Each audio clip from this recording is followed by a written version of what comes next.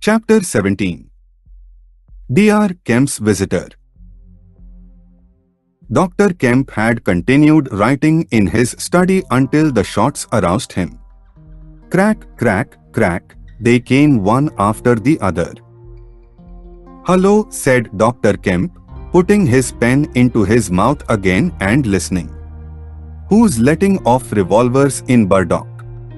What are the asses at now?"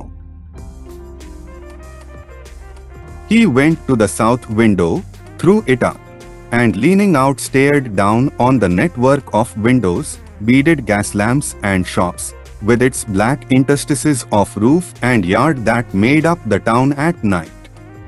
"Looks like a crowd down the hill," he said, "by the cricketers," and remained watching. Thence his eyes wandered over the town to far away where the ship's lights shone, and the pier glowed, a little illuminated, faceted pavilion like a gem of yellow light. The moon in its first quarter hung over the westward hill, and the stars were clear and almost tropically bright. After 5 minutes, during which his mind had travelled into a remote speculation of social conditions of the future, and lost itself at last over the time dimension, Dr. Kemp roused himself with a sigh, pulled down the window again, and returned to his writing desk. It must have been about an hour after this that the front door bell rang. He had been writing slackly, and with intervals of abstraction, since the shots. He sat listening. He heard the servant answer the door, and waited for her feet on the staircase, but she did not come. "Wonder what that was," said Dr. Kemp. He tried to resume his work, failed, got up, went downstairs from his study to the landing, rang, and called over the balustrade to the housemaid as she appeared in the hall below. "Was that a letter?" he asked. "Only a runaway ring, sir," she answered. "I'm restless tonight," he said to himself. He went back to his study, and this time attacked his work resolutely. In a little while he was hard at work again, and the only sounds in the room were the ticking of the clock and the subdued shrillness of his quill, hurrying in the very center of the circle of light his lampshade threw on his table. It was 2 o'clock before Dr. Kemp had finished his work for the night. He rose, yawned, and went downstairs to bed. He had already removed his coat and vest when he noticed that he was thirsty. He took a candle and went down to the dining room in search of a siphon and whiskey. Dr. Kemp's scientific pursuits have made him a very observant man, and as he recrossed the hall, he noticed a dark spot on the linoleum near the mat at the foot of the stairs. He went on upstairs, and then it suddenly occurred to him to ask himself what the spot on the linoleum might be. Apparently some subconscious element was at work. At any rate, he turned with his burden, went back to the hall, put down the siphon and whiskey, and bending down, touched the spot. Without any great surprise, he found it had the stickiness and color of drying blood. He took up his burden again and returned upstairs, looking about him and trying to account for the blood spot. On the landing he saw something and stopped astonished. The door handle of his own room was blood-stained. He looked at his own hand. It was quite clean, and then he remembered that the door of his room had been open when he came down from his study, and that consequently he had not touched the handle at all. He went straight into his room, his face quite calm, perhaps a trifle more resolute than usual. His glance, wandering inquisitively, fell on the bed. On the counterpane was a mess of blood, and the sheet had been torn. He had not noticed this before because he had walked straight to the dressing table. On the further side the bedclothes were depressed as if Simeon had been recently sitting there. Then he had an odd impression that he had heard a low voice say, "Good heavens, Kemp." But Dr. Kemp was no believer in voices.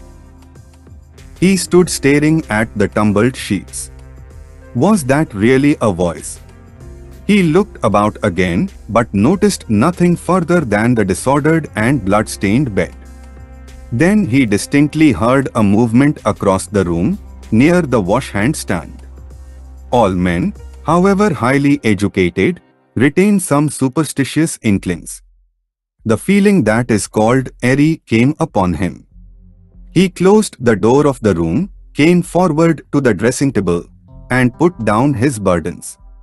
Suddenly, with a start, he perceived a coiled and blood-stained bandage of linen rag hanging in midair between him and the wash-hand stand. He stared at this in amazement. It was an empty bandage, a bandage properly tied but quite empty. He would have advanced to grasp it, but a touch arrested him, and a voice speaking quite close to him. "Kemp," said the voice.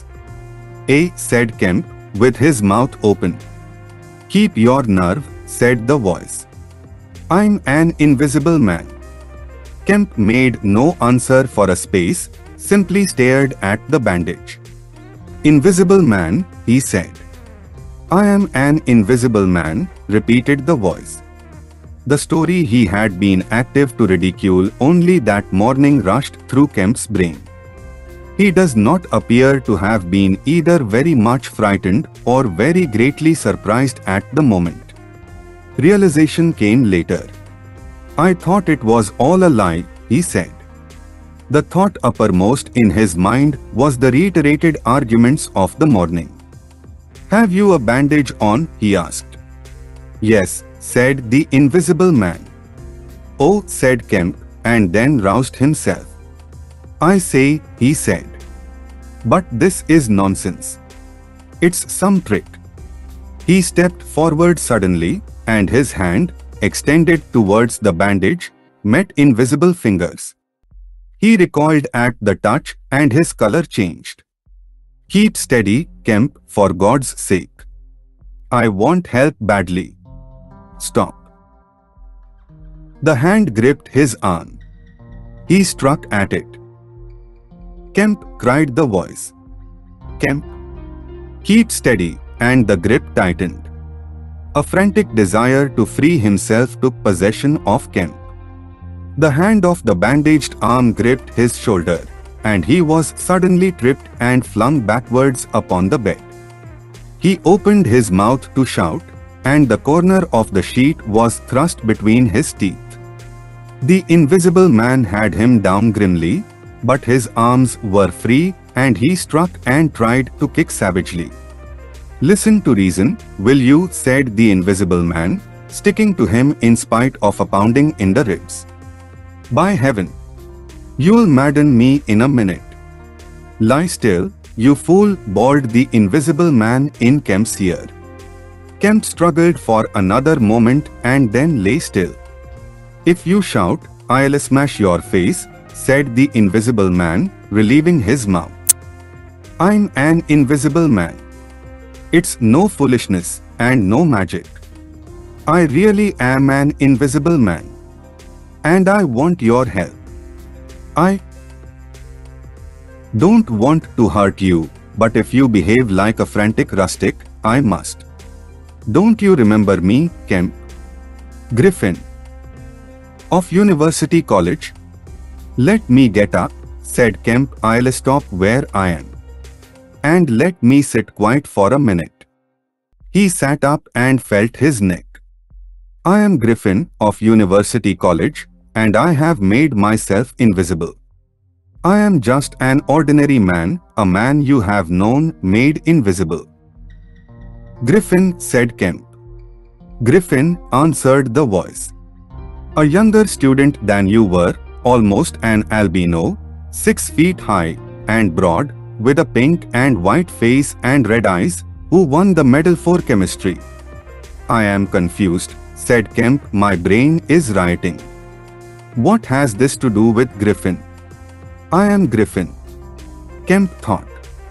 It's horrible, he said. But what devilry must happen to make a man invisible? It's no devilry. It's a process, sane and intelligible enough. It's horrible, said Kemp. How on earth? It's horrible enough. But I'm wounded and in pain and tired. Great God! Kemp, you are a man. Take it steady. Give me some food and drink, and let me sit down here. Kemp stared at the bandage as it moved across the room, then saw a basket chair dragged across the floor and come to rest near the bed. It creaked, and the seat was depressed the quarter of an inch or so. He rubbed his eyes and felt his neck again. This beats ghosts, he said, and laughed stupidly. That's better. Thank heaven, you are getting sensible. Or silly, said Kemp, and knuckled his eyes. Give me some whiskey. I'm near dead. It didn't feel so. Where are you? If I get up, shall I run into you? There. All right. Whiskey. Here. Where shall I give it to you? The chair creaked and Kemp felt the glass drawn away from him. He let go by an effort. His instinct was all against it. It came to rest poised 20 inches above the front edge of the seat of the chair. He stared at it in infinite perplexity. This must be hypnotism. You have suggested you are invisible. Nonsense, said the voice. It's frantic. Listen to me. I demonstrated conclusively this morning, began Kemp, that invisibility. Never mind what you've demonstrated. I'm starving, said the voice, and the night is chilly to a man without clothes. Food, said Kemp. The tumbler of whiskey tilted itself. Yes, said the invisible man, wrapping it down. Have you a dressing gown? Kemp made some exclamation in an undertone. He walked to a wardrobe and produced a robe of dingy scarlet. This do, he asked. It was taken from him. It hung limp for a moment in midair, fluttered weirdly, stood full and decorous, buttoning itself, and sat down in his chair. Drawers, socks, slippers would be a comfort, said the unseen curtly. And food. Anything. But this is the insanest thing I ever was in my life. He turned out his drawers for the articles, and then went downstairs to ransack his larder. He came back with some cold cutlets and bread, pulled up a light table, and placed them before his guest. Never mind knives, said his visitor, and a cutlet hung in midair with a sound of gnawing. Invisible, said Kemp, and sat down on a bedroom chair. I always like to get something about me before I eat, said the invisible man, with a full mouth, eating greedily. Queer fancy. I suppose that wrist is all right, said Kemp. Trust me, said the invisible man. Of all the strange and wonderful, exactly. But it's odd I should blunder into your house to get my bandaging. My first stroke of luck. Anyhow, I meant to sleep in this house tonight. You must stand that. It's a filthy nuisance, my blood showing, isn't it? Quite a clot over there. Gets visible as it coagulates, I see. It's only the living tissue I've changed, and only for as long as I'm alive. I've been in the house 3 hours. But how's it done? Began Kemp, in a tone of exasperation. Confound it. The whole business, it's unreasonable from beginning to end. Quite reasonable, said the invisible man. Perfectly reasonable. He reached over and secured the whiskey bottle. Kemp stared at the devouring dressing gown. A ray of candlelight penetrating a torn patch in the right shoulder, made a triangle of light under the left ribs. What were the shots? He asked. How did the shooting begin? There was a real fool of a man, a sort of confederate of mine, curse him, who tried to steal my money. Has done so. Is he invisible too? No. Well, can't I have some more to eat before I tell you all that? I'm hungry, in pain. And you want me to tell stories. Kemp got up. You didn't do any shooting? He asked. Not me, said his visitor. Some fool I'd never seen fired at random. A lot of them got scared. They all got scared at me. Curse them, I say. I want more to eat than this, Kemp. I'll see what there is to eat downstairs, said Kemp. Not much, I'm afraid. After he had done eating, and he made a heavy meal, the invisible man demanded a cigar. He bit the end savagely before Kemp could find a knife, and cursed when the outer leaf loosened. It was strange to see him smoking. His mouth and throat, pharynx and nares became visible as a sort of whirling smoke cast. This blessed gift of smoking, he said, and puffed vigorously. I'm lucky to have fallen upon you, Kemp. You must help me. Fancy tumbling on you just now. I'm in a devilish scrape. I've been mad, I think. The things I have been through. But we will do things yet. Let me tell you, he helped himself to more whiskey and soda. Kemp got up, looked about him, and fetched a glass from his spare room. It's wild, but I suppose I may drink. You haven't changed much, Kemp, these dozen years. You fair men don't. Cool and methodical, after the first collapse. I must tell you. We will work together. But how was it all done, said Kemp, and how did you get like this? For God's sake, let me smoke in peace for a little while. And then I will begin to tell you. But the story was not told that night. The invisible man's wrist was growing painful. He was feverish, exhausted, and his mind came round to brood upon his chase down the hill and the struggle about the inn. He spoke in fragments of marvel. He smoked faster. His voice grew angry. Kemp tried to gather what he could. He was afraid of me. I could see that he was afraid of me, said the invisible man many times over. He meant to give me the slip. He was always casting about. What a fool I was. The cur. I should have killed him. Where did you get the money? Asked Kemp abruptly. The invisible man was silent for a space. I can't tell you tonight, he said. He groaned suddenly and leant forward, supporting his invisible head on invisible hands. Kemp, he said, I've had no sleep for near 3 days, except a couple of doses of an hour or so. I must sleep soon. Well, have my room, have this room. But how can I sleep? If I sleep, he will get away. What does it matter? What's the shot wound? Asked Kemp abruptly. Nothing, scratch and blood. Oh God! How I want sleep. Why not? The invisible man appeared to be regarding Kemp. Because I've a particular objection to being caught by my fellowmen, he said slowly. Kemp started. Fool that I am, said the invisible man, striking the table smartly. I've put the idea into your head.